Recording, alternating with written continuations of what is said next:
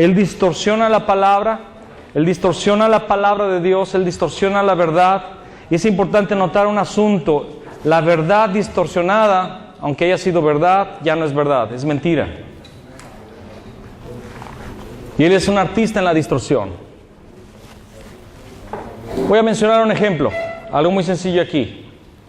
No es una crítica, hermanos, pero es una realidad. La alabanza y la adoración son una verdad. Fuimos creados para la alabanza de su gloria, dice la palabra.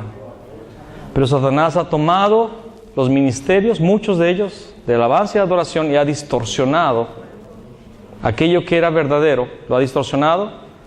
Y hoy en día la iglesia ya no tiene ministros de adoración, tiene artistas. Y si bien es cierto, la adoración es algo verdadero, pero la distorsión que Satanás ha metido en la iglesia ha desviado a la iglesia. No sé si me doy a entender. Entonces Él distorsionó la palabra, distorsionó la palabra de Dios. El hombre fue dividido de Dios por causa del pecado. Isaías capítulo 59, versículo 2 declara: He aquí que no se ha cortado la mano de Jehová para salvar, ni se ha agravado su oído para oír.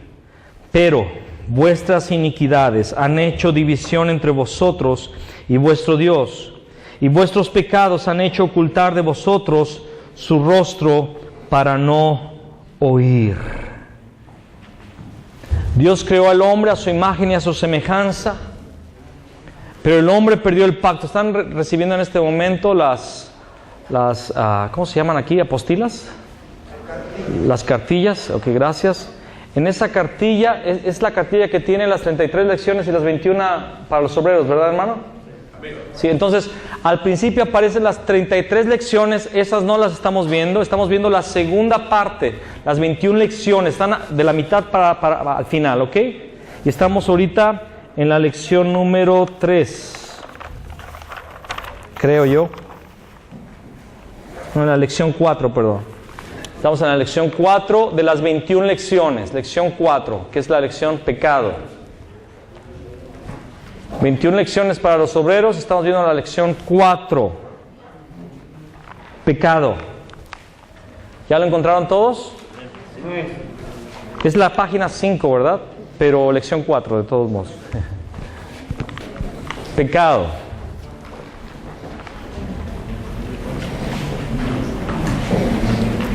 El hombre que fue hecho a la imagen de Dios, al entrar el pecado, se separó de Dios.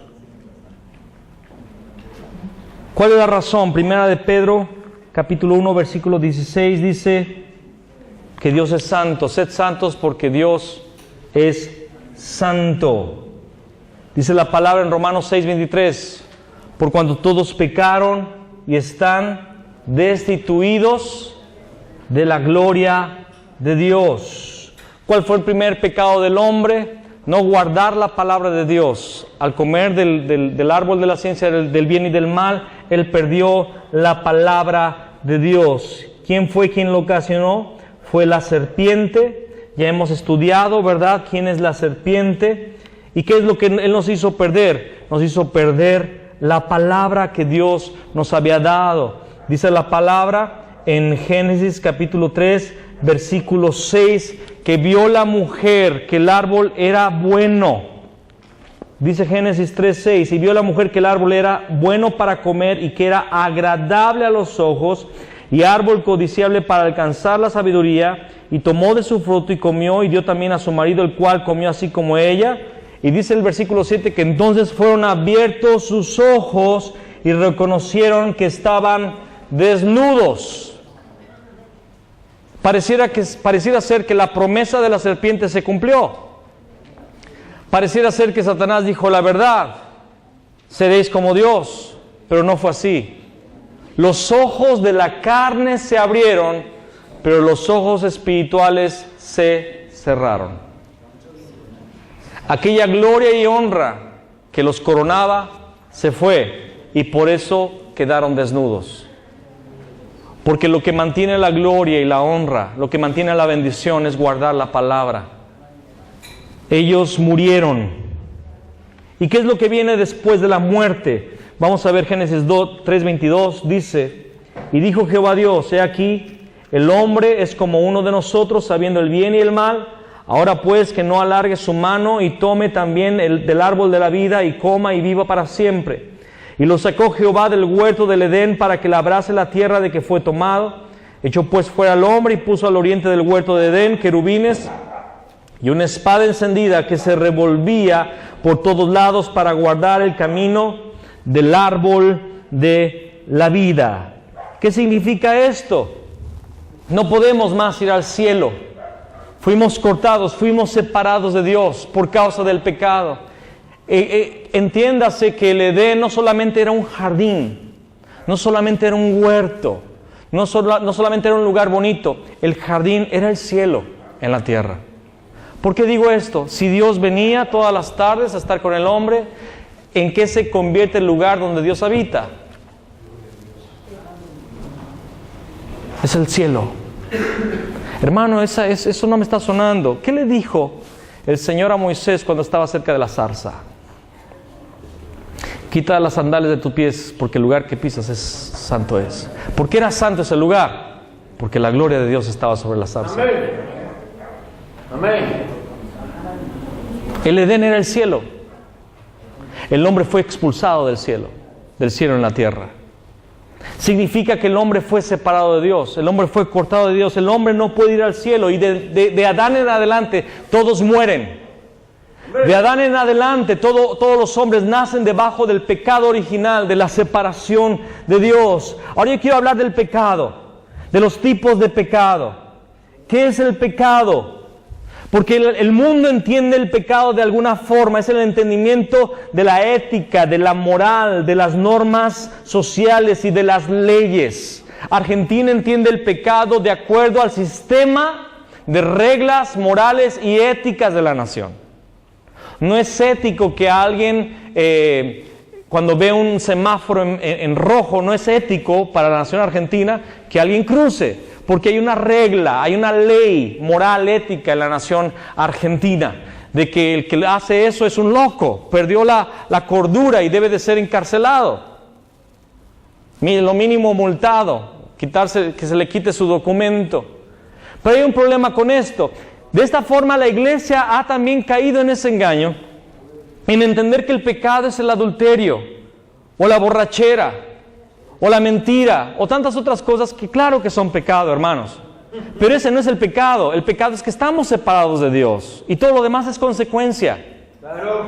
Porque si empezamos a entender el pecado como lo entiende el mundo, entonces tenemos problemas culturales. Porque cada cultura tiene diferentes reglas, y lo que aquí es pecado en otras culturas es normal. Es normal. En países europeos hay cosas que ellos practican en cuanto a la hora de comer y de beber que aquí en México sería pecado. Pero la cultura de allá lo entiende como algo bueno.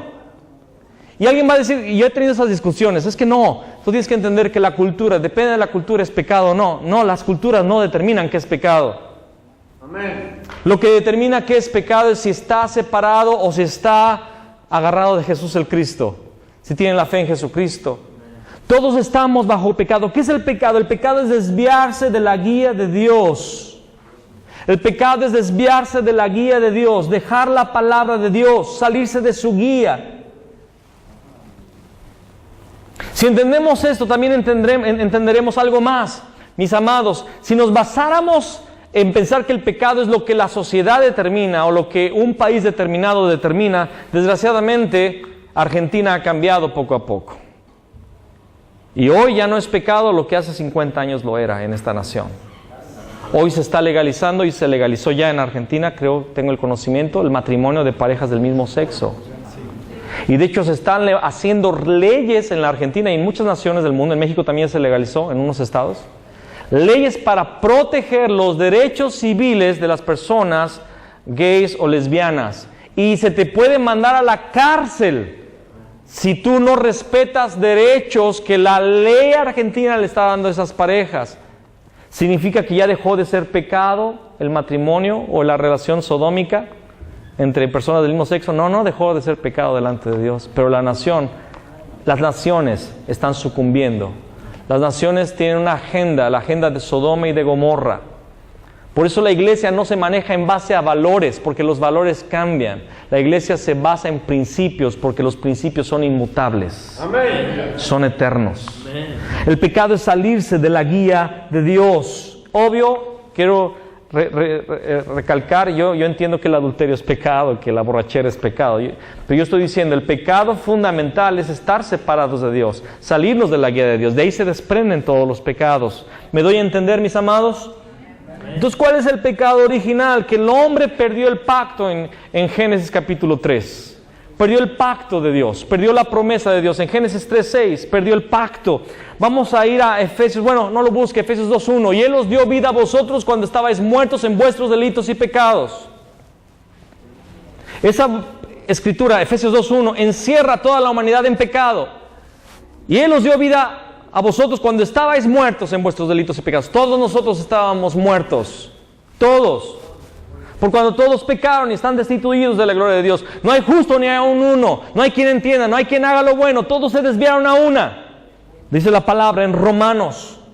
Amén. Vamos por favor. Bueno, Juan 8:44 dice: vuestro padre es el diablo, y los deseos de vuestro padre queréis hacer. Él es homicida desde el principio, y la verdad no está en él.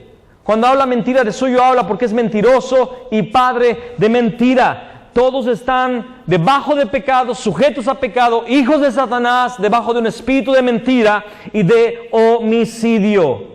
¿Y qué es el pecado personal? Es todo lo que hacemos en el estado de pecado original.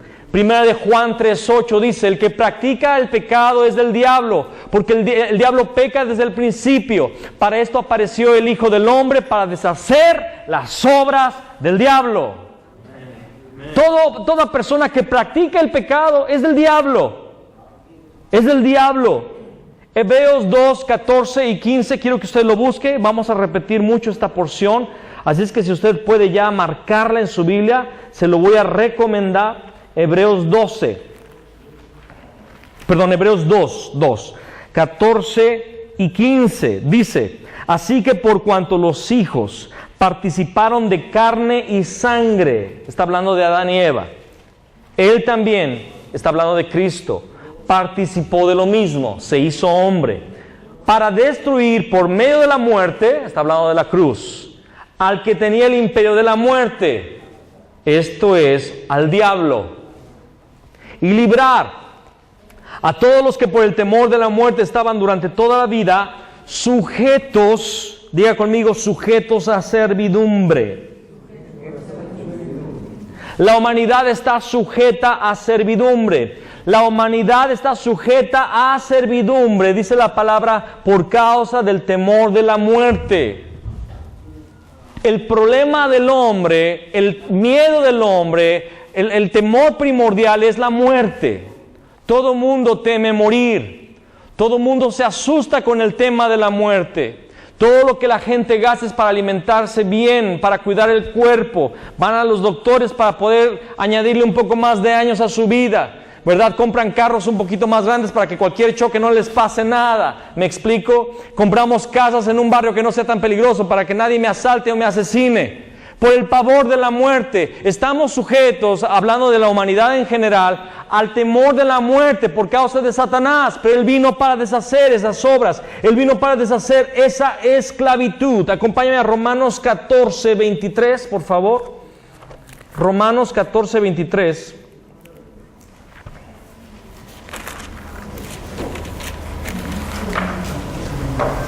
Pero el que duda sobre lo que come es condenado, porque no lo hace con fe, y todo lo que no proviene de fe es pecado. Aquí está todavía más grave la cosa. Todo lo que no proviene de fe es pecado. O sea que no hay nada en lo cual no caigamos en pecado. Pecamos constantemente por causa de este mundo caído. Y el pecado de la idolatría está en Éxodo capítulo 20, versículo 4-5. Dice el Señor: porque yo soy Jehová tu Dios, fuerte, celoso, lento para la ley y tardo en misericordia, que visito la maldad de los padres sobre los hijos hasta la tercera y cuarta generación de los que me aborrecen. ¿Qué significa esto? Que tu pecado personal El pecado original te lleva a la muerte y a la separación de Dios, pero lo peor es que tú heredas a tus hijos tu pecado. Y no se lo heredas solamente a tus hijos, sino a tus nietos y bisnietos. Y es una cadena de iniquidad, una cadena de maldición que nos ha alcanzado desde los días de Adán, hace 6,000 años, hasta el día de hoy. Amén. El pecado de la idolatría. ¿Qué es la idolatría? La idolatría tiene su base en el yo, mis deseos, mis quereres, mis propósitos, mis sueños. Y la idolatría ha entrado en la iglesia porque a veces predicamos el evangelio del yo, el evangelio del hombre, el evangelio hedonista. Pareciera ser que lo más importante para Dios es resolver tus problemas terrestres, tus problemas naturales, tus problemas del día de hoy, cuando Él ya resolvió el problema de la eternidad en la cruz del Calvario. Cuando en realidad, dice la palabra, con Cristo estoy juntamente crucificado y no vivo más yo, sino vive Cristo en mí. Y lo que ahora vivo en la carne lo vivo en la fe, en el Hijo de Dios. Aleluya. Gloria. Romanos 3:23, por cuanto todos pecaron y están destituidos de la gloria de Dios. ¿Cuál es el estado de la separación del hombre? ¿Cuál es el estado de la separación del hombre? El hombre que era imagen de Dios perdió la gloria de Dios, perdió la potestad de ser hijo de Dios, perdió la gloria y la honra que le había sido dado en el huerto del Edén, fue separado de Dios por causa de Satanás y por causa del pecado. Ahora el tercer problema, ya vimos el primer problema, Satanás. Segundo problema, el pecado. ¿Sabe cuál es el problema del pecado? Terminando ya con ese tema. El problema es que el hombre no puede dejar de pecar. Por más que se esfuerce, no puede dejar de pecar. Está en su DNA o ADN, como ustedes le llaman aquí. Está en su naturaleza. Fue heredado por los padres, los abuelos, los bisabuelos. Está en la naturaleza carnal. Y el hombre no puede, escúchame, el hombre por sí solo no puede vencer ni a Satanás, ni al pecado. Hay gente que busca sectas, ¿verdad? Como lo es el budismo, como lo es el islamismo. Hay otras sectas que piensan que con concentración, ¿verdad? Con meditación, con ayunos, flagelando su cuerpo, encerrándose en monasterios, yéndose al Tíbet, yéndose a los lugares más lejos de la tierra y aislándose y dejando de ver cualquier cosa que ataque sus 5 sentidos y ofenda y tiente sus 5 sentidos, piensan que pueden llegar a ser justos y santos. Pero nadie puede vencer al pecado. ¡Santo!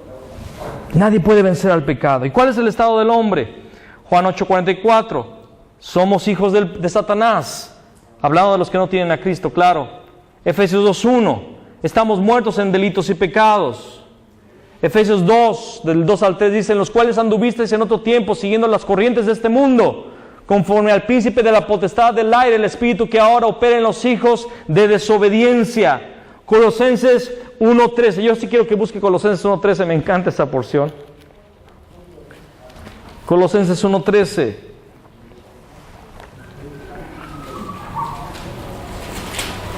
Dice: el cual nos ha librado de la potestad de las tinieblas y trasladado al reino de su amado Hijo. ¿Cuántos están en el reino de su amado Hijo? Poquitos se emocionaron. Yo estoy en el reino de su amado Hijo y estoy aquí con príncipes, con reyes y sacerdotes en este lugar, en el nombre de Jesús. Pero la gente está en la potestad de las tinieblas. Génesis 1:2 dice: y la tierra estaba desordenada y vacía, y las tinieblas cubrían la faz del abismo. Esta es la realidad del espíritu del hombre. Está en tinieblas, está desordenado y está vacío. Génesis 3:8 dice la palabra que el hombre y la mujer se cosieron hojas de higuera, ¿verdad? Se hicieron delantales, se hicieron una ropa ahí y se escondieron de la presencia de Dios. La gente vive escondiéndose de Dios. Y el Salmo 50:22 dice: entended ahora esto, los que os olvidáis de Dios. La gente se olvida de Dios. Yo muchas veces he entrevistado, he platicado con personas que les quiero mencionar del Evangelio y les pregunto, ¿tú qué eres? ¿Qué religión profesas? Soy católico. Ah, ¿eres católico? Y me dicen, pues de nombre, porque voy a misa una vez al año. ¿Sabes por qué van a misa una vez al año? Por lo menos en México es así. Porque tienen miedo de Dios. Se esconden de Dios. Les aterra saber que está Dios. Porque Dios es santo, Dios es justo. Y vienen todos los problemas a la vida del hombre. Jeremías, por favor, Jeremías 2. Lo voy a decir, dice, porque dos males ha hecho mi pueblo. Me dejaron a mí, fuente de agua viva, y cavaron para sí cisternas rotas, que no retienen agua. La gente está cavando cisternas. La cisterna de los millones de pesos en el banco, la cisterna de una casa muy grande, una casa en la playa, 3 carros, las mejores universidades para los hijos, vacaciones en Europa, vacaciones en los Estados Unidos, una alta reputación, no tener solamente una licenciatura, sino llegar a tener un maestrado, un doctorado, una maestría, un doctorado, o ser personas importantes en la sociedad. Con eso sienten que están llenando su vida, con eso sienten que están trayendo un poco de paz, de refrigerio a su vida, o la obra filantrópica. ¿Cuánta gente no hay que dona millones de dólares a la caridad, verdad? Y sienten que con eso están obteniendo un grado de justicia y un grado de paz, pero todo eso es cisterna rota. Amén. Que no retiene aguas. El Salmo 88, versículo 3, el salmista dice, mi alma está hastiada de males. Soy pastor, aconsejo personas que vienen de la calle. Hermanos me dicen, hermano, usted tiene que hablar con tal persona, porque está desgarrada, está deshecha, se quiere suicidar, y vienen a nosotros. Y cuando nos empiezan a platicar su vida, desde niños, desde pequeños, Satanás los ha destruido. Un tío que abusó de ella, o un primo que abusó de él, o un padre que siempre lo hizo sentir nada, lo hizo sentir poca cosa, y después un trauma en el matrimonio, un marido golpeador, o una esposa infiel, o hijos drogadictos, gente que de repente era gente normal, pero ahora su esposo un día le fue infiel y sin darse cuenta la contagió de SIDA. La contagió de una enfermedad venérea y eso la destrozó, la dejó sin palabras, sin esperanza. Mi alma está hastiada de males, dice el salmista. Es la vida que perdió a Dios. Esa es la vida que perdió al Señor. Dice la palabra en Génesis capítulo 6, versículo 5, que Dios vio que todo designio en el corazón del hombre era de continuo hacer el mal y dijo, voy a destruir la tierra. Porque el corazón del hombre es perverso. Y la noticia más triste es en Hebreos capítulo 9, versículo 27, donde dice que de la manera que está establecido que los hombres mueran una sola vez y después de esto, el juicio. Bueno fuera que solamente fuera la muerte física. Bueno fuera que las personas solamente murieran y dejaran de existir. Pero lo triste es que aún después de la muerte física sigue un juicio eterno. Amén. Donde los que no fueron hallados inscritos en el libro de la vida fueron lanzados al lago que arde con fuego y azufre, que en realidad fue preparado para el diablo y para sus ángeles. Amén. La maldad, Éxodo 20, la maldad de los padres se hereda a los hijos hasta la 3ª y 4ª generación. ¿Cuál es el estado del hombre? ¿Cuál es el estado del hombre? Yo lo quiero poner con un ejemplo muy sencillo que yo aprendí de los hermanos. Imaginemos 2 barcos de alta mar. Un barco es un barco mercantil que transporta telas, que transporta materiales, que transporta productos muy caros de algún país a otro. Y este barco tiene un capitán. Este barco tiene todo un equipo de tripulantes que navegan este barco y que cuidan de las máquinas, que cuidan de la proa y que cuidan de las calderas, que cuidan de todo lo que se necesita cuidar en este barco para poder llevarlo a un puerto seguro. Y es un barco mercantil. Este barco mercantil cuenta con la aprobación internacional de los países porque tiene permisos para atracar, para para llegar a los puertos y para comprar y para vender. Cuenta con todo el papelaje, cuenta con toda la autorización. Su capitán es alguien instruido, alguien certificado, y la tripulación tiene las visas, tiene los pasaportes necesarios para ingresar a los países. Pero se encuentra del otro lado otro barco, un barco pirata, un barco que no tiene papeles ningunos, ¿verdad? Un barco que sí tiene tripulantes, sí tiene personas que cuidan también de lo mismo. Es un barco igualito, idéntico, que tiene cuarto de máquinas, que tiene una proa, que tiene calderas, que tiene un timón, que tiene gente, maestro contra maestro. Tiene todo lo mismo que el barco mercantil. Y hay una persona que está en el cuarto de máquinas, en el barco pirata, y hay un hombre igual que está en el mismo cuarto de máquinas del barco mercantil. Y los dos se esfuerzan de la misma manera. Los dos mueven las mismas válvulas de presión, y ponen el mismo aceite, checan la misma presión de las máquinas, le ponen agua, duermen las mismas horas y trabajan y se esfuerzan lo mismo. Pero me dirá el hombre que trabaja en el cuarto de máquinas del barco pirata: es que yo me esfuerzo con todas mis fuerzas para ser excelente y para ser el mejor en mi oficio. Hago horas extras, estudié para hacerlo bien, estudié para dar mi mejor, y lo hago con todo mi corazón, hasta lloro a veces de tan bonito que lo hago. Pero mi pregunta será, si un día llega la policía naval, y por cualquier argumento que los quiera convencer de que su tarea es noble y digna, lo van a meter a la cárcel. Porque el problema no es lo que está haciendo o cómo lo hace, sino el problema está en qué barco se encuentra. Debajo de ese entendimiento tenemos que entender que el problema del hombre es el problema fundamental, que está separado de Dios. Y a pesar de que sea el mejor estudiante, que haga la mejor carrera, que tenga una organización social de ayuda económica a los pobres, a los huérfanos, a las viudas, a los hambrientos en África. Como dijo Pablo: si yo diera mi cuerpo para ser, ¿verdad?, quemado, pero no tengo amor, no tengo a Cristo, de nada me sirve, nada soy. El problema es que la gente está separada de Dios, y sus buenas obras son como trapos de inmundicia, según la palabra en Isaías. Ese es el problema. Isaías 62 dice que las tinieblas cubrían la tierra y oscuridad las naciones. La tierra se encuentra debajo de tinieblas, debajo de oscuridad.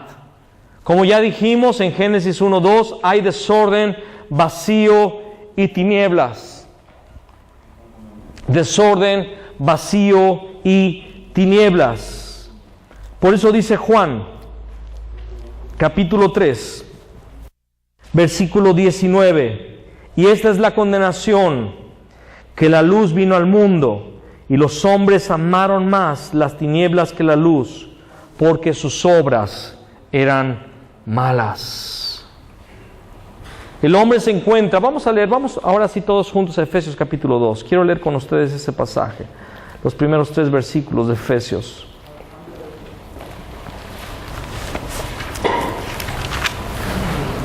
Efesios 2, 1 al 3. Y Él os dio vida a vosotros, cuando estabais muertos en vuestros delitos y pecados, en los cuales anduvisteis en otro tiempo, siguiendo la corriente de este mundo, conforme al príncipe de la potestad del aire, el espíritu que ahora opera en los hijos de desobediencia, entre los cuales también todos nosotros vivimos en otro tiempo, en los, diga conmigo, deseos de nuestra carne. Dígalo, deseos de nuestra carne. En los deseos de nuestra carne, haciendo la voluntad de la carne y de los pensamientos, y éramos por naturaleza hijos de ira, lo mismo que los demás. Nos encontrábamos en el barco pirata. Por más que nos esforzábamos, por más que hacíamos bien nuestro trabajo, todo está encerrado debajo de pecado. Lo dice la palabra en Romanos capítulo 2. Dios lo encerró todo en pecado. Hebreos 2:15 dice que toda la vida estaban sujetos a servidumbre por temor de la muerte. Jeremías 17:9 dice que el corazón del hombre es perverso, ¿y qué más? Y engañoso, más que todas las cosas. ¿Quién lo conocerá? Pero dice también la palabra en Mateo capítulo 11, versículo 28, venid a mí, todos los que estáis trabajados y cargados, y yo os haré descansar. Llevad mi yugo sobre vosotros y aprended de mí, que soy manso y humilde de corazón, y hallaréis descanso para vuestras almas. Isaías 1, si usted ha leído Isaías 1, es un capítulo muy pesado. Dios le dice al pueblo, oh gente pecadora, pueblo cargado de maldad, gente pecadora, y por culpa del hombre la tierra ha sido maldita. Dios le dijo a Adán en Génesis capítulo 3, versículos 16 al 19, con sudor vas a obtener el pan y la tierra será maldita por tu causa. No solamente el hombre fue maldecido, sino que la tierra fue maldecida. Romanos capítulo 8 también dice que la creación, la tierra fue sujeta a vanidad. No por su propia voluntad, sino por aquel que la sujetó. Y la creación gime a una por la manifestación de los hijos de Dios. Aleluya. Gloria a Dios. ¿Sabe cómo es la vida de las personas? Yo escuché este ejemplo del pastor Cho. Imagínense a un hombre que está huyendo de un león. Y está huyendo y el león lo va a alcanzar, entonces ve un pozo con una cuerda y se lanza al pozo, ¿verdad? Y se agarra de aquella cuerda, pero cuando se da cuenta abajo del pozo hay cocodrilos, ¿verdad? Hay cocodrilos ahí, es un pozo seco y no puede ni bajar ni subir. Y en ese momento, cuando se da cuenta en la cuerda, hay una ratita que está ruyendo la cuerda. Pero de un lado ve que hay un panal que está destilando miel y esas gotitas de miel caen y él empieza a disfrutar de más la miel y empieza a decir, ah, qué buen lugar estoy, hay miel. Y así es la vida del hombre. Están felices en una casa nueva, sus gotitas de miel, pero no se dan cuenta que hay un abismo del lago de fuego de azufre esperando por ellos. No se dan cuenta que Satanás está esperándolos devorar. No se dan cuenta que el pecado está terminando con su tiempo. Y están disfrutando sus carreras, sus viajes, sus vacaciones, porque no tienen entendimiento.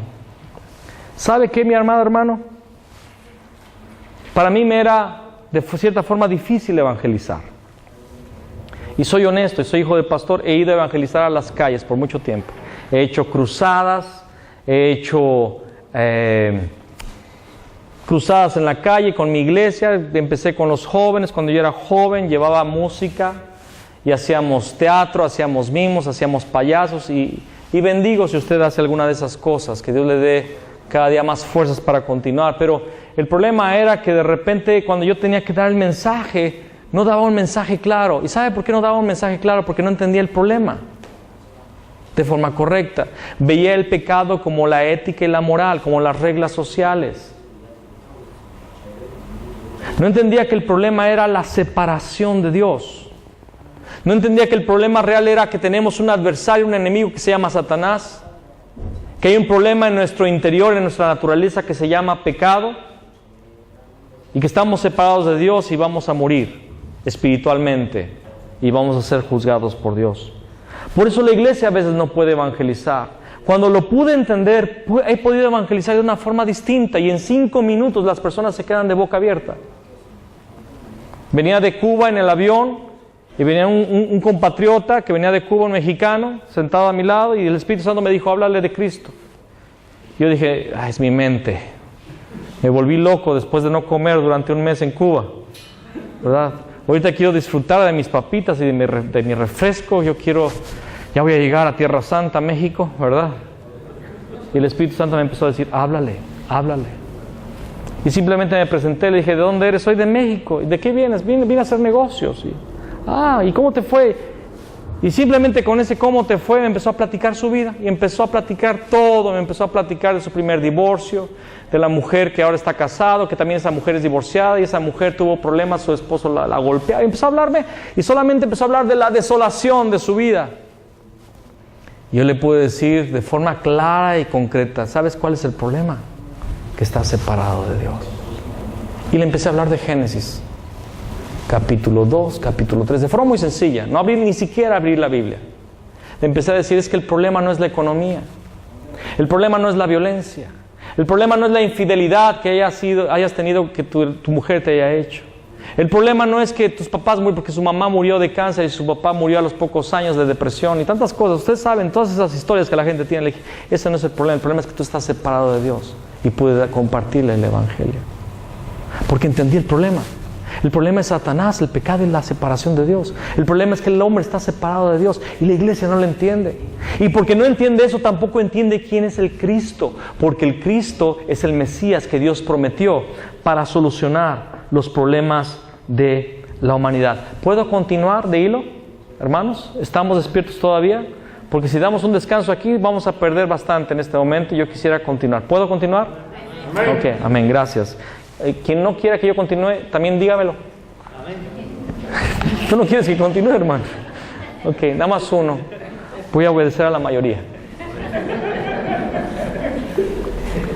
¿Qué es el Mesías? ¿Qué es el Mesías? Algo precioso, hermanos. Génesis 3 revela la caída. Y de Génesis 3, del versículo 1 al versículo 14, es algo muy triste. Y del versículo 16 en adelante se pone peor, porque a partir del versículo 16 viene el juicio de Dios. Juicio, juicio, juicio, y acaba con la expulsión del huerto. Es triste. Pero lo precioso, y yo me quedo impresionado con el Dios que yo tengo, con el Padre que es Jehová Dios. Porque antes de lanzar el juicio, Él primero dio la salvación. Y el protoevangelio nos fue dado en Génesis 3, versículo 15. Vaya conmigo a Génesis 3, versículo 15.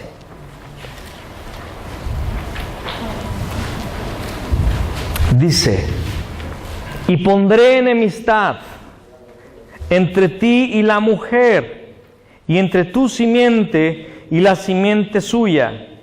Esta te herirá en la cabeza, y tú le herirás en el calcañar. Dios estaba prometiendo al Mesías. Ese es el protoevangelio. Él dijo: hey serpiente, hey diablo, tú destruiste ahorita a la mujer y al hombre, tú destruiste a la raza humana, los hiciste caer en tu engaño, los hiciste caer en pecado, y ahora estoy a punto de enviar el castigo, de responder. Con mi santidad no puede permitir este pecado, y tengo que lanzar juicio y determinar muerte y expulsarlos del jardín. Pero yo te digo a ti, serpiente, que yo ya lancé un programa, un plan de salvación para el hombre. Voy a poner enemistad. La raza humana nunca va a ser amiga tuya. La raza humana siempre será tu enemiga. Pero yo voy a poner enemistad entre la simiente de la mujer y tu simiente. Y la simiente de un descendiente de esta mujer voy a enviar al Cristo. Este te va a herir en la cabeza. Amén. Va a aplastar tu cabeza. Ciertamente Jesús fue herido en el calcañar a través de la muerte, pero Él resurgió de entre los muertos al tercer día. Amén. Y llevó cautiva la cautividad y dio dones a los hombres. Amén. Efesios 4. Aleluya. El problema que el hombre tiene no puede resolverse por sí solo. Escuchen, el Mesías Cristo, el Cristo es dado porque el hombre no puede vencer a Satanás. El hombre no puede vencer al pecado. El hombre no puede vencer o arreglar la separación de Dios. La religión es un intento de reconciliarse con Dios, pero la religión no puede. Porque la salvación no es que nosotros busquemos a Dios, no es que nosotros le amemos, sino que Él nos amó primero. Es Dios que busca a Adán. Dice la palabra que Adán y Eva, versículo 8 al 9, se escondieron entre los árboles del huerto. Y Dios le dijo: ¿Dónde estás, Adán? Me escondí porque estaba desnudo. ¿Quién te mostró que estabas desnudo? ¿Comiste del árbol que te dije que no comieras? Y le echó la culpa a la mujer, como casi todos los hombres lo siguen haciendo. Y la mujer al diablo, ¿verdad? Pero es Dios que busca. Ahora, me llama la atención cuando Dios le dice a Adán, ¿dónde estás? ¿Dónde estás, Adán? El Dios omnisciente, omnipresente, ¿no sabía en qué árbol? ¿Detrás de qué árbol estaba? Claro que lo sabía, pero la pregunta es una pregunta retórica. No es que Dios no sepa, es que Dios quiere que el hombre sepa dónde está. Está separado de Dios. Está debajo de pecado. ¿Dónde estás, Adán? ¿Dónde estás? Y es el núcleo del Antiguo Testamento, el Mesías que había de venir. No voy a leer todos los pasajes, son muchos, y ustedes ya conocen algunos, tal vez voy a leer uno o dos, pero en Génesis 22, del 17 al 18, dice que el Mesías sería de la semilla de Abraham, amén, vendría del linaje de Abraham. En 2 Samuel, capítulo 7, versículo 8 al 16, es la profecía que le da Natán al rey David. Dijo que el Mesías vendría del linaje de David, de la descendencia del rey David, o sea, hijo de Abraham, hijo de David. Isaías 7:14, Dios dijo, aquí os doy una señal, la virgen concebirá y dará a luz un hijo y pondrás por nombre Emmanuel, amén. La virgen, una mujer virgen, iba a concebir de forma sobrenatural. Miqueas 5:2 declara que saldría el libertador, saldría de Belén y sus salidas serían desde la eternidad. Alguien diga amén. Zacarías capítulo 11 versículo 12 al 13 profetizó que el Mesías sería vendido por 30 piezas de plata. Isaías 53. Yo quiero que usted vaya a Isaías capítulo 53, por favor.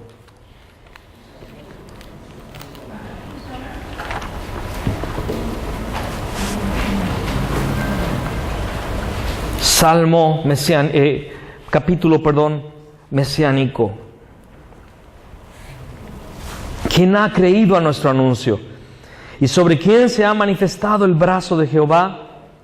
Subirá cual renuevo delante de él y como raíz de tierra seca. No hay parecer en él, ni hermosura. Le veremos más inatractivo para que le deseemos. Despreciado y desechado entre los hombres, varón de dolores, experimentado en quebranto, y como que escondimos de él el rostro, fue menospreciado, y no lo estimamos.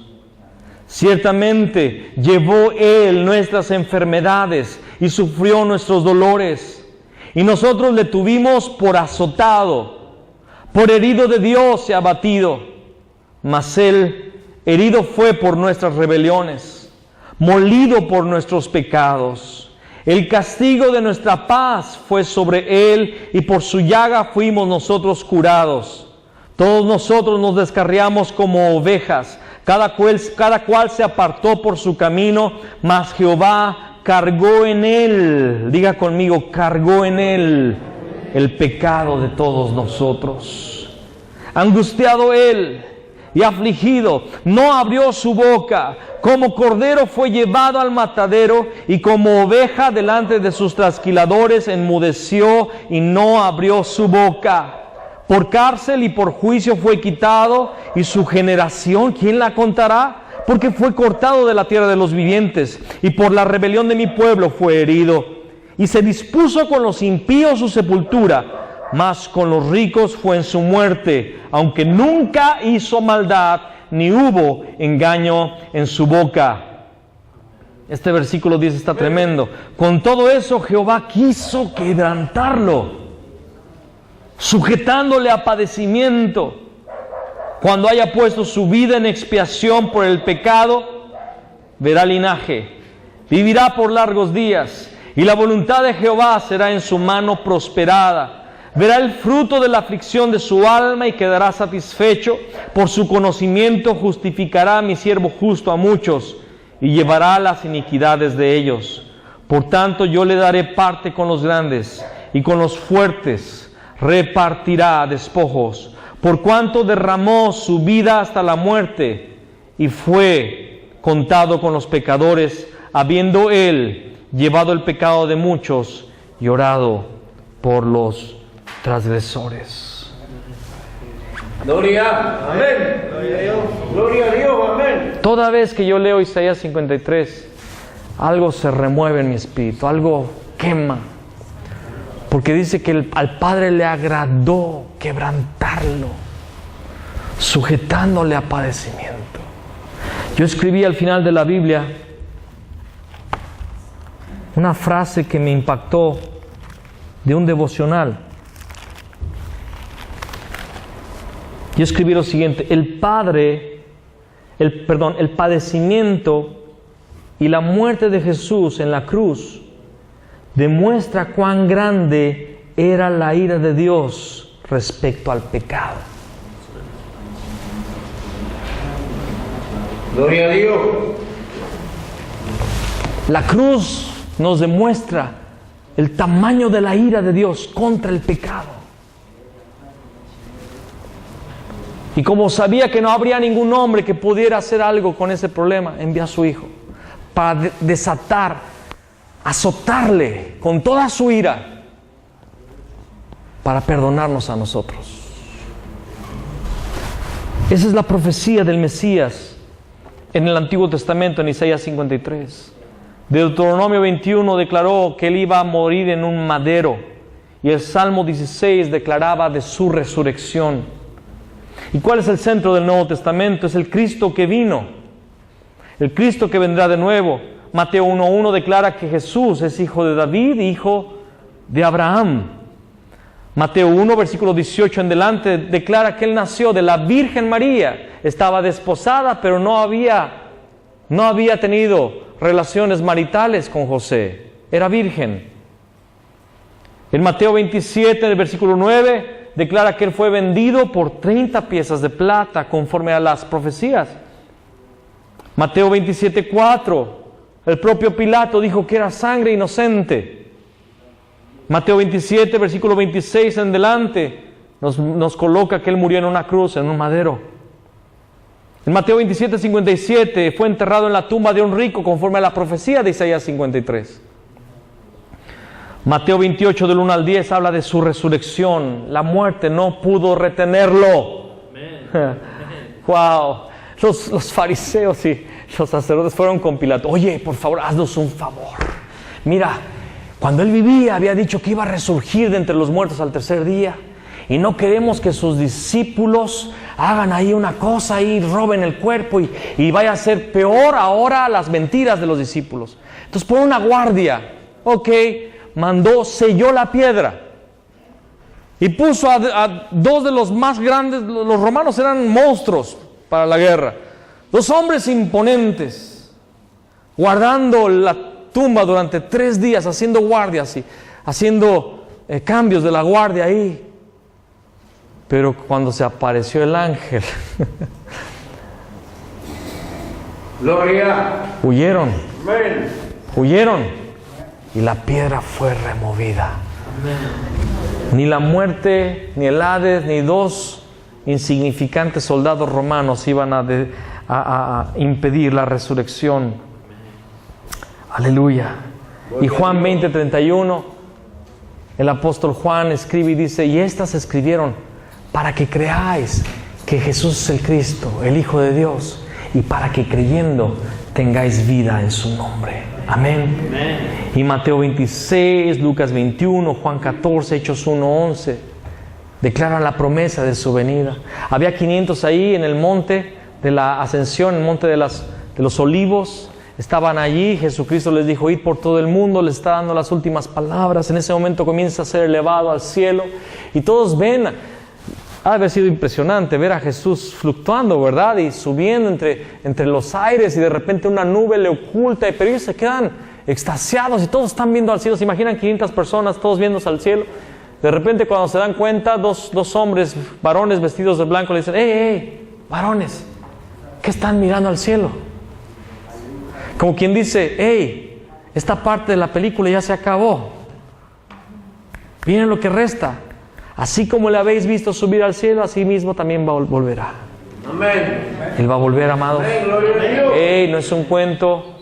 No estamos jugando a la iglesia. Él viene. Amén. Él viene en caballo blanco, con ojos de fuego, con sus millares de ángeles a establecer su reino. Una espada sale de su boca y destruye a las naciones. Y por eso nosotros aguardamos su venida. Amén. ¿Cuál es el significado del Mesías? Es el ungido. Mesías es una palabra hebrea. Mesaya. Y la palabra Cristo es una palabra griega que significa ungido también, Christos. Son dos palabras, una en hebreo y otra en griego, pero tienen el mismo significado y es aplicada para la misma persona. Jesús es el ungido, es el Mesías, es el Cristo. ¿Pero qué significa Cristo?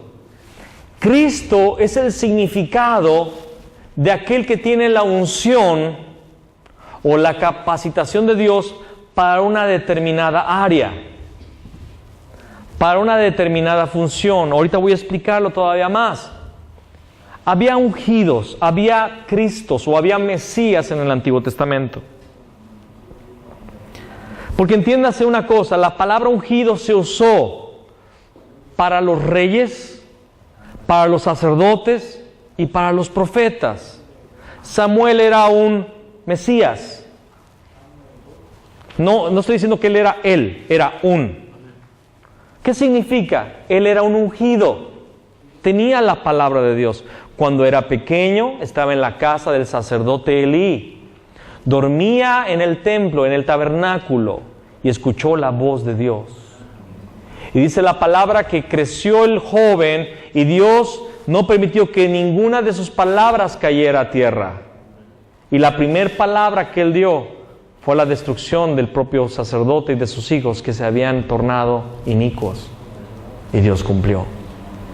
Cuando Samuel profetizaba, cuando les dio la advertencia del rey que habían pedido, dice que los cielos tronaron. Y la gente se asustó, porque los profetas tenían una unción, eran los oráculos de Dios, portaban la palabra de Dios para realinear al pueblo de Israel. Por eso Dios levantó a Juan el Bautista, no solo para bautizar, sino para volver al pueblo al camino del Señor, porque por espacio de 300 años no había habido profeta en Israel y el pueblo se había desviado. El profeta poseía la palabra de Dios para realinear al pueblo que se había desviado. Dios levantaba reyes, ungía a los reyes. El primero fue Saúl.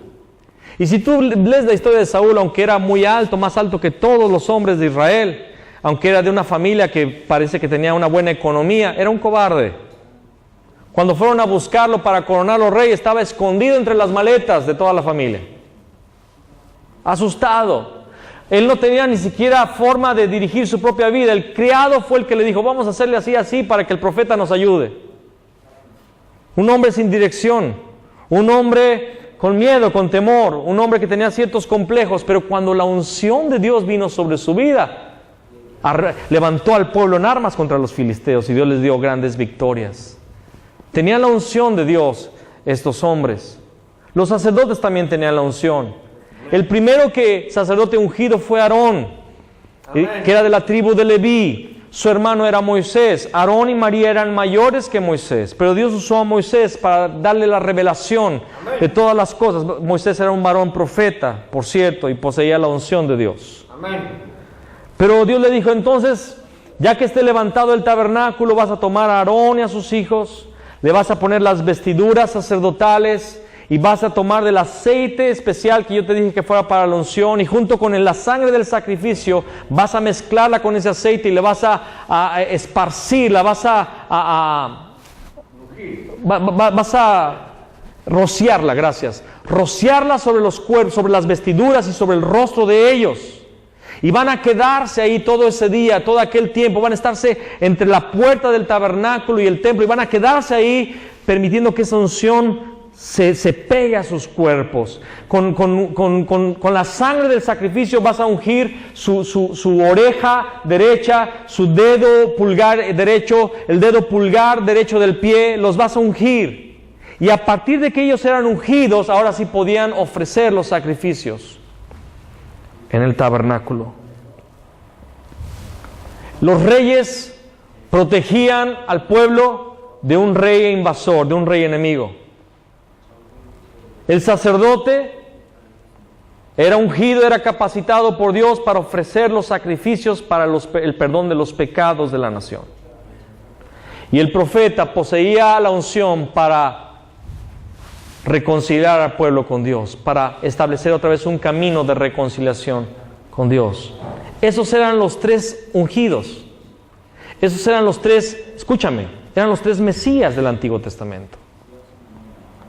Pero todos fallaron. El primer rey falló. Saúl se endemonió. Perdió la unción. Consultó a una divina y perdió la cabeza. Él mismo se suicidó. El rey David, que es el más grande de los reyes, él pecó, mandó matar al esposo de una mujer que él con la cual había caído en adulterio. Y en el Salmo 51 él dice: no quites de mí tu Santo Espíritu. Porque él sabía que lo único que tenía de valor en su vida era la unción, no era el reinado. Amén.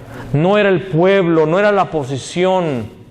Lo único que tenía en su vida de valor era la unción del Espíritu Santo. Amén. No quites de mí tu Santo Espíritu. No quites de mí tu Santo. Ten piedad de mí, oh Dios, conforme a tu misericordia, conforme a la multitud de tus piedades. Borra mis rebeliones, lávame más y más y más de mi maldad y limpia de mi pecado. Aunque era un ungido, él también pecó y cayó. Y todos los reyes, el registro de los libros de Samuel, de los libros de Reyes, de los libros de Crónicas, son los registros que te muestran cómo todos los reyes cayeron, cómo todos los reyes pecaron. Y el libro de el libro de Jeremías, es el libro que relata, que narra la última caída de los últimos reyes de Israel, que a pesar de que Dios les envió profetas para que se retractaran de sus malos caminos, ellos persistieron en adorar a Baal y a Asera, de dar en sacrificio a sus hijos a Moloc. Hubo reyes paganos. Acab fue un rey de los más paganos. Jeroboam. Eran más pecadores que los propios reyes paganos. Y Dios los entrega al cautiverio porque los reyes cayeron. Los profetas también. Aún Elías, que es el profeta de fuego, cayó. ¿En qué cayó, hermano? Tuvo miedo de Jezabel. Huyó. Eso es una caída. Después de haber visto el fuego de Dios caer de forma sobrenatural, solo con un mensajito de Jezabel se pone a huir. Y le dice al Señor que se quería morir. La evidencia más fuerte de cómo cayeron esos tres ungidos está en Jeremías, porque vemos cómo los sacerdotes habían caído en el libro de Jeremías, los reyes habían caído, tanto que uno quema el rollo de las profecías de Jeremías. Ananías, en el capítulo 28 de Jeremías, menciona una profecía falsa, diciendo que no habrá cautiverio, que al contrario Dios iba a restaurar a la nación. Y Jeremías recibe una palabra del Señor y le dice: tú has mentido y vas a morir. Y en 2 meses se muere Ananías. Señor, amén. Los reyes cayeron, los sacerdotes cayeron, los profetas cayeron. Pero no importa, ¿sabe por qué? Porque todos ellos eran la figura y la sombra del verdadero Mesías, del verdadero Cristo.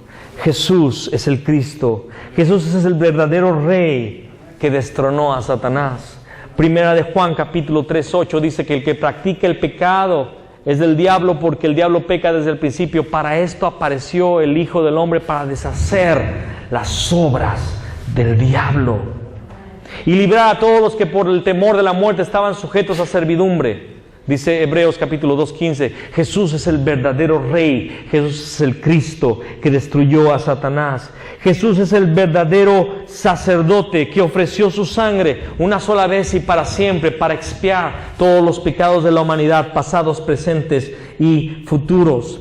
Jesús es el verdadero profeta que abrió el camino para reconciliarnos con Dios. Él dijo: yo soy el camino, la verdad y la vida. Nadie viene al Padre si no es por mí.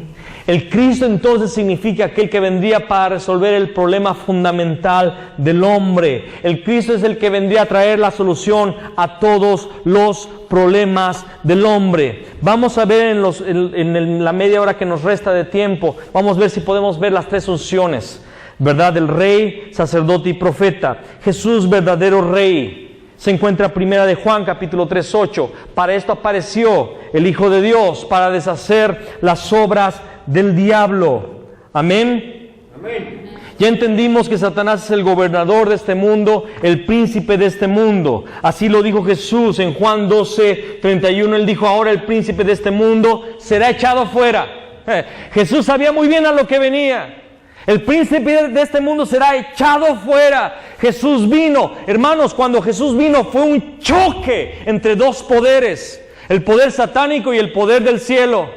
Amén. Por eso cuando Jesús se presentaba en cualquier aldea, en cualquier poblado, los demonios gritaban, ¡ah, Jesús, hijo de David! ¡Ah! Porque estaban viendo al verdadero rey que venía a destruirlos. Aquel endemoniado gadareno, ¡oh, déjanos irnos a los puercos! Le pedían permiso, porque el Rey de Reyes estaba otra vez en la tierra.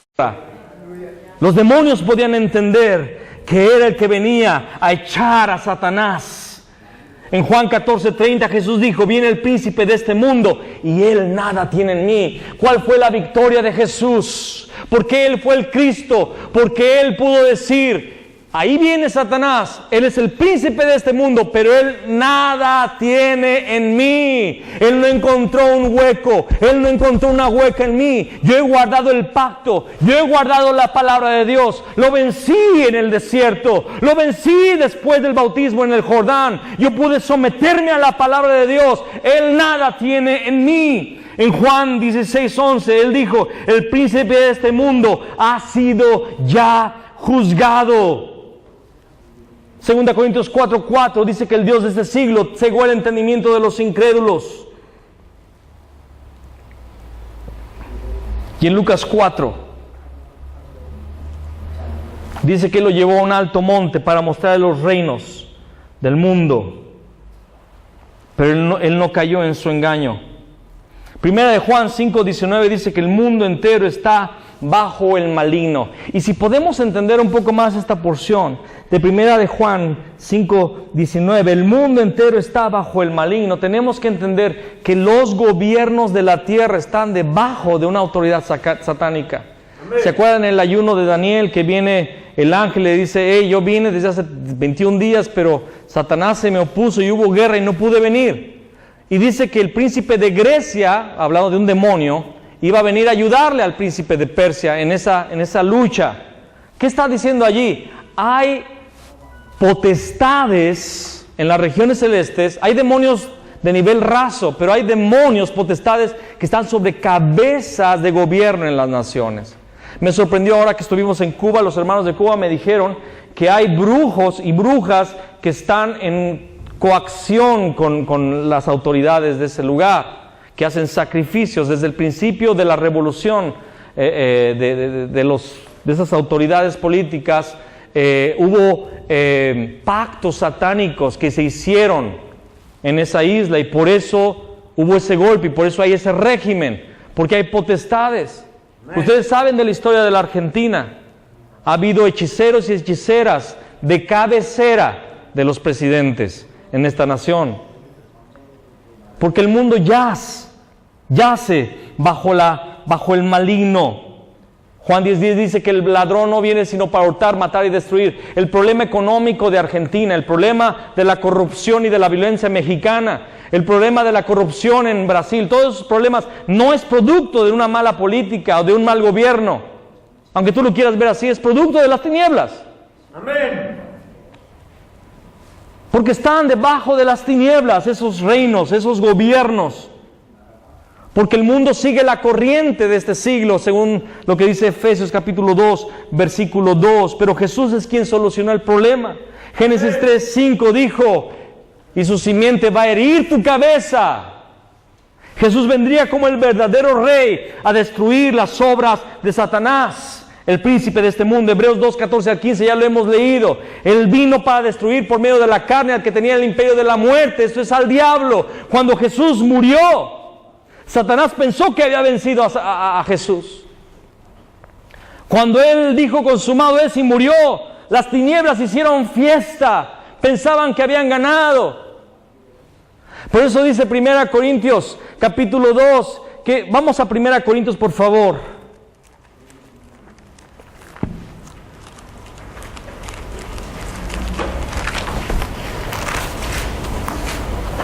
1 Corintios 2:6, lea lo que dice ahí, mire, dice, sin embargo hablamos sabiduría entre los que han alcanzado madurez, y sabiduría no de este siglo, ni de los príncipes de este siglo que perecen, está hablando de la sabiduría celestial, mas hablamos sabiduría de Dios en misterio, la sabiduría oculta, la cual Dios predestinó antes de los siglos para nuestra gloria.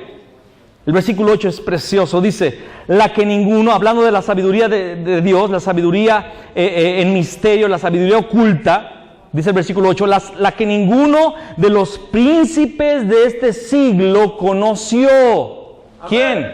Pilatos, Anás, Caifás, Satanás, sus demonios. El día de la crucifixión ellos no sabían el misterio, la sabiduría de Dios oculta el misterio. Porque si lo hubieran conocido, nunca hubieran crucificado al Señor de gloria. Amén.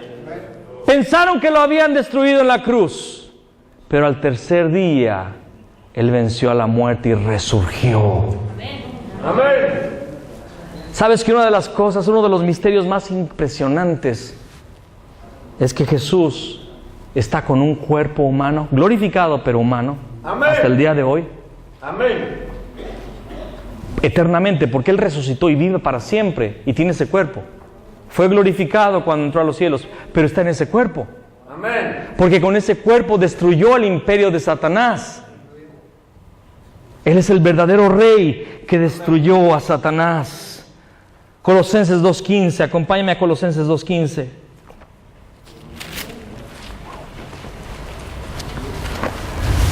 Desde el 14. Bueno, vamos a leer todo Colosenses. Me encanta Colosenses. En el capítulo 1 habla de la supremacía de Cristo.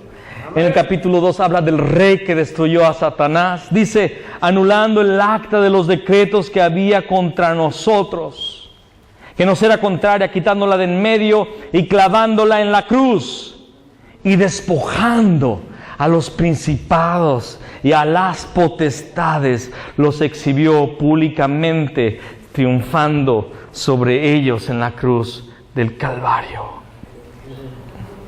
Acompáñame ahora a Juan capítulo 16, versículo 33.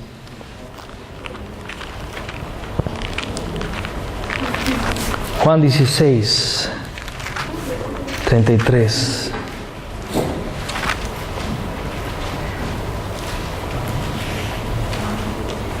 Estas cosas os he hablado para que en mí tengáis paz. Estas cosas os he hablado para que en mí tengáis paz. En el mundo tendréis aflicción, pero confiad, yo he vencido al mundo. Vamos a darle un aplauso al Rey de Reyes y Señor de los Señores.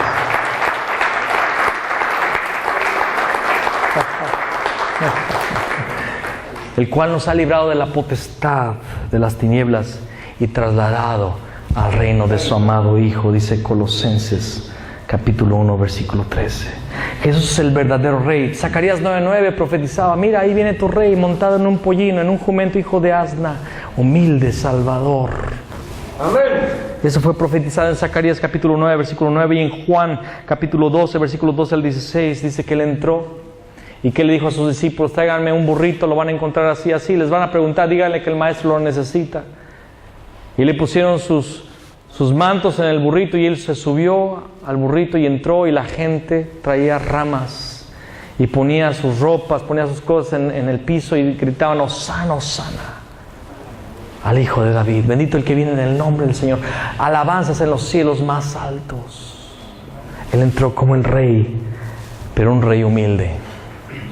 Él entró como un cordero. Él venía como el cordero de Dios para pagar los pecados del mundo. Y en Mateo 16:28 Él dijo que había muchos de los que estaban ahí que no morirían hasta ver al Hijo del Hombre viniendo en su reino. Amén. Filipenses nos dice que toda rodilla se doblará delante de Él y toda lengua confesará que Jesús Cristo es el Señor. Vamos por favor ahora a Apocalipsis, últimas dos porciones de esta parte. Apocalipsis 1:5.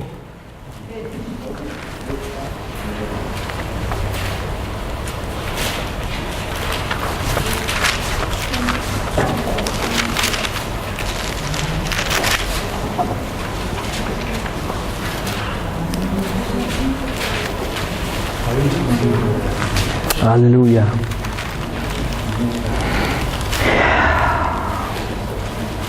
Desde el 4, Juan a las 7 iglesias que están en Asia, gracia y paz a vosotros, del que es y que era y que ha de venir, y de los 7 espíritus que están delante de su trono, y de Jesucristo el testigo fiel, el primogénito de los muertos, y el soberano de los reyes de la tierra, al que nos amó y nos lavó de nuestros pecados con su sangre, y nos hizo reyes y sacerdotes para Dios nuestro Padre.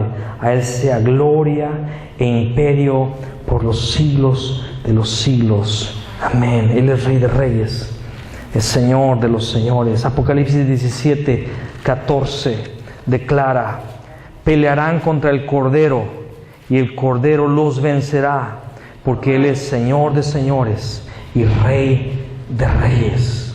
Y los que están con Él son llamados y elegidos y fieles. Jesús es el verdadero Rey. Aleluya. Jesús es el verdadero sacerdote, hermanos.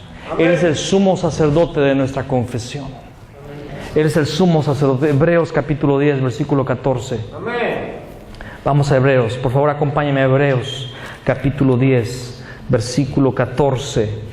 Porque con una sola ofrenda hizo perfectos para siempre a los santificados. ¿Por qué se necesitaban sacerdotes?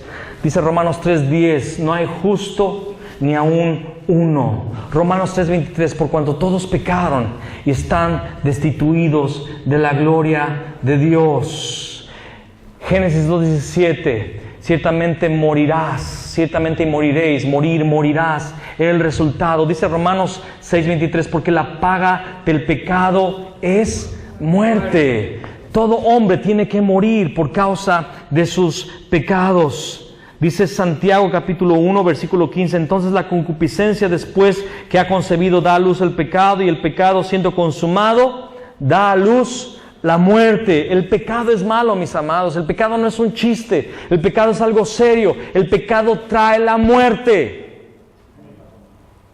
Él nos dio vida a nosotros cuando estábamos muertos en nuestros delitos y pecados. ¿Cuál fue el método que Dios dio al hombre para solucionar el problema del pecado? Desde el inicio de la creación, Él lo mostró en Génesis capítulo 3, versículo 22. Génesis 3:22 dice, 21, y Jehová Dios hizo al hombre y a su mujer túnicas de pieles y los vistió. Él hizo un sacrificio para poder cubrir la desnudez. Y en Levítico 17:11, vaya conmigo a Levítico 17:11. ¿Sabe que esta es una porción crucial para entender que Jesús es nuestro sumo sacerdote?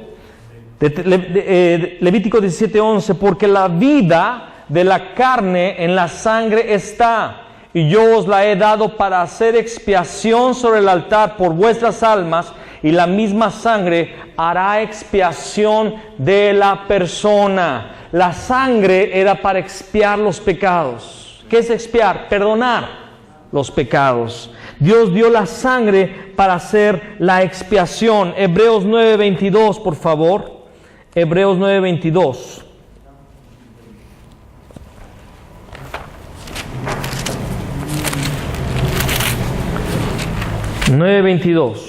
Dice, y casi todo es purificado según la ley con sangre. Lo voy a repetir, y casi todo es purificado según la ley con sangre, y sin derramamiento de sangre no se hace remisión. Amén. Si no había sangre, no había remisión de los pecados. Por eso Dios mandó construir un tabernáculo para ofrecer sacrificios. Todas las mañanas se ofrecía un cordero sin defecto, y por la tarde también, junto con el incienso del altar de oro. Pero aún antes del tabernáculo, Abel ofreció un sacrificio. Amén. Noé ofreció sacrificios cuando salió del arca. Abraham fue un hombre de altares que ofrecía sacrificios continuamente al Señor. Sacrificio, sangre, el derramamiento de sangre. Los padres, los patriarcas entendían que la sangre era dada por Dios para expiar por los pecados. Por eso Isaías 53 habla del padecimiento del justo, que el justo iba a derramar su sangre por nuestros pecados, que sería cortado, que moriría por nuestros pecados. Jesús es nuestro sumo sacerdote. Él se dio a sí mismo por nuestros pecados. Gálatas 1:4, por favor. Gálatas 1:4.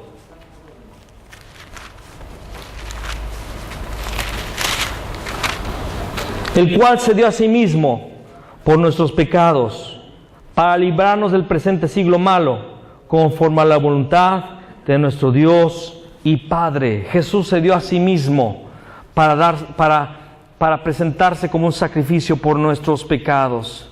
Ahora yo quiero hablar un poquito de lo que viene adelante. Voy a hablar solamente del punto número 4. Voy a hablar rápidamente algo muy importante. Dios había ordenado un sacerdocio. ¿A través de qué tribu, hermanos? La tribu de Leví.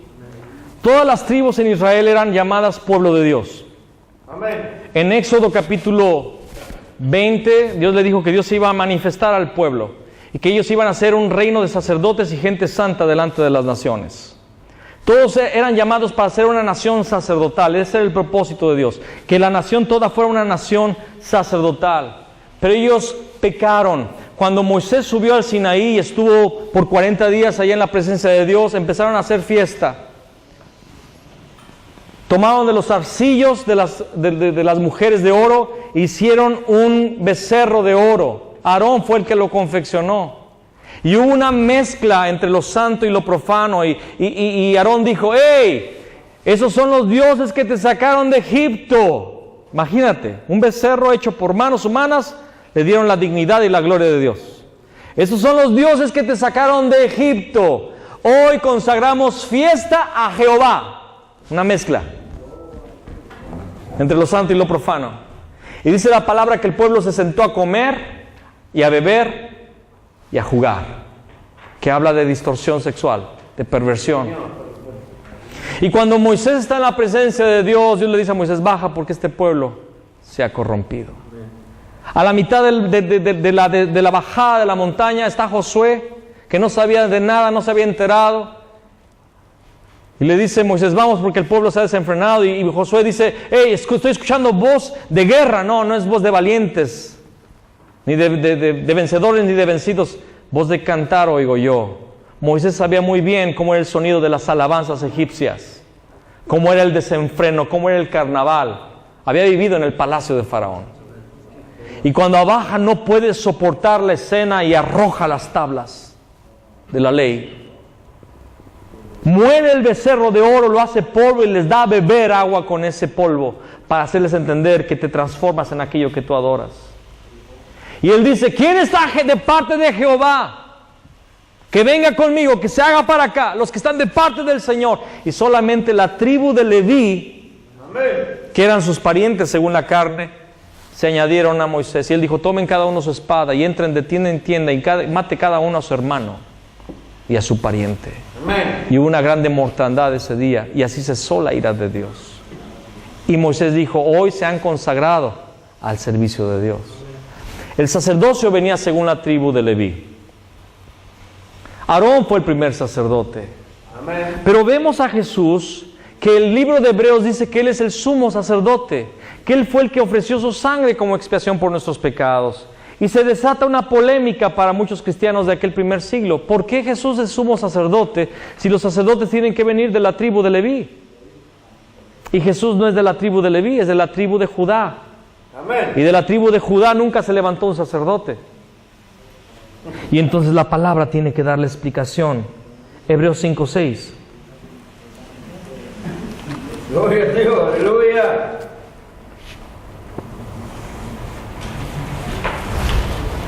Desde el 5, así tampoco Cristo se glorificó a sí mismo, haciéndose sumo sacerdote, sino el que le dijo: tú eres mi hijo, yo te he engendrado hoy. Como también dice en otro lugar: tú eres sacerdote para siempre, según el orden de Melquisedec. Aleluya. El autor del libro de Hebreos, un autor desconocido, le está explicando al pueblo judío: Jesús es sacerdote según el orden de Melquisedec, Un orden que no es ni de Leví, ni de Judá, ni de ninguna orden humana, sino celestial. Acompáñame a Hebreos capítulo 9, versículo 11. Pero estando ya presente Cristo, sumo sacerdote de los bienes venideros, por el más amplio y más perfecto tabernáculo, no hecho de manos, es decir, no de esta creación. El autor de Hebreos está diciendo, Jesús no entró al lugar santísimo nada más, no nada más entró al lugar santísimo terrenal, sino que entró al tabernáculo celestial. Amén. Porque el terrenal es una imagen del tabernáculo celestial. Cristo entró al tabernáculo de los cielos porque Él es de una orden que no es humana, es celestial. Amén. Amén. Hebreos 9:12, ¿verdad? Creo que ya lo leímos. Hebreos 9:12. Sí, ya lo leímos. No lo hemos leído. Y no por sangre de machos cabríos ni de becerros, sino por su propia sangre entró una vez, diga conmigo, para siempre, en el lugar santísimo, habiendo obtenido eterna redención. Lugar santísimo, pero de los cielos, mi amado, de los cielos. Y Hebreos 10:12 dice, pero Cristo, habiendo ofrecido una vez para siempre un solo sacrificio por los pecados, se ha sentado a la diestra de Dios. Amén. Con una sola ofrenda Él nos perfeccionó, Él nos limpió de nuestros pecados. Dice, y porque, Hebreos 10:14, porque con una sola ofrenda hizo perfectos para siempre a los santificados. Primera Romanos 8:2, Romanos 8:2, Romanos 3:24, Corintios 5:21, Primera de Juan 2, versículo 1 y 2, Gálatas 3:13, habla de que Cristo nos redimió de la ley, hecho por nosotros maldición, que abogado tenemos delante del Padre, al que no conoció pecado, por nosotros se hizo pecado. Dice la palabra también, siendo justificados gratuitamente por su gracia. Dice la palabra en Romanos, dice, Cristo nos ha libertado de la ley librado de la ley del pecado y de la muerte, porque Él es el sumo sacerdote. Él ofreció su sangre. Él es de la orden de Melquisedec. El Salmo 110, versículo 4 lo dice. Hebreos 5 del 6 al 10 lo dice. Hebreos 6, versículo 20. Hebreos 7, versículo 11 también lo declaran. Él es sumo sacerdote según el orden de Melquisedec. ¿Quién fue Melquisedec? El que recibió los diezmos de Abraham. Abraham vino de derrotar a unos reyes y se le presenta a Melquisedec, príncipe de paz. Sin padre, sin madre, sin genealogía, sacerdote del Dios Altísimo. Amén. ¿Quién puede ser?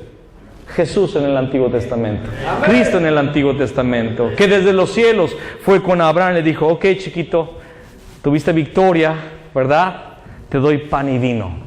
Abraham le había dado los diezmos. ¿A quién se le dan a los diezmos? Al Rey de la Gloria. Amén. Al dueño de todas las cosas. Y Él le dio pan y vino. ¿Quién fue el que dio pan y vino antes de morir en la cruz? ¿Quién dijo, cuánto he anhelado este momento? Porque ahora solamente probaré del fruto de la vid hasta que venga en mi reino. Es Melquisedec el que da pan y vino. Es Melquisedec el que bendice. Es el que no tiene padre, ni madre, ni genealogía. Es el que es sacerdote del Dios Altísimo. Es el que da el pan, que es su carne, el vino, que es su sangre. Amén. Que es sacerdote para siempre, de los bienes venideros, de un tabernáculo no hecho por manos, sino celestial. Es aquel que entró al tabernáculo de los cielos y ofreció su sangre una vez y para siempre. Él es el sumo sacerdote. Ese es Jesús. Aleluya. Jesús es el verdadero profeta. Jesús es el verdadero profeta. Moisés había dicho en Deuteronomio 18:15, Moisés dijo, profeta de en medio de ti, como de tus hermanos te levantará el Señor, a él oirás. Moisés anunció de ese profeta, como a mí, a él oirás. Y el que no escuche y siga las palabras de ese profeta va a morir, dijo Moisés. En Hechos capítulo 3, versículo 22 al 23, Pedro relata y dice, Jesús es ese profeta del cual habló Moisés. Amén. Él es el profeta de Dios. Él es el camino y nuevo camino nuevo y vivo que Dios abrió para encontrarnos con Él. Escúchame, en Juan capítulo 6, estoy terminando este periodo ya, estoy en los últimos 5 minutos, dame 5 minutos, estoy terminando ya. Juan capítulo 6, dice la palabra, voy a solamente narrar lo que pasa ahí en Juan 6, que había muchos siguiendo al Señor Jesús, una gran cantidad de personas. Amén. Pero en un momento dado Jesús dice, mi carne es verdadera comida y mi sangre verdadera bebida. Amén. Y necesitan comer mi carne y beber mi sangre. Esta palabra fue horrible para los judíos de su época, porque era blasfemia. ¿Cómo que comer canibalismo? Beber su sangre, comer su carne. Y dice la palabra que a partir de allí, muchos que le seguían dejaron de seguirle. Señor, una multitud se fue. Y así fue Jesús. Y así es el Evangelio. Locura para muchos. Y en ese momento, Jesús voltea con sus apóstoles, con sus discípulos y les dice, ¿también se quieren ir ustedes? Y Pedro le dice, Señor, ¿a quién iremos si solo tú tienes palabras de vida eterna? Amén. La mujer samaritana de Juan 4 le dijo, me parece que tú eres profeta.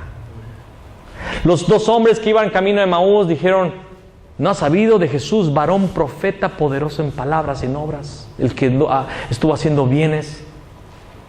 La propia gente en Israel, todo eso está en este tema que están viendo, ahí está en su cartilla, ahí está todos los versículos que estoy relatando, pero por causa del tiempo necesito terminar rápido. La gente decía, Dios ha levantado un verdadero profeta. Pero quiero que leas conmigo lo que dice Juan capítulo 1, para terminar este tiempo. Juan 1.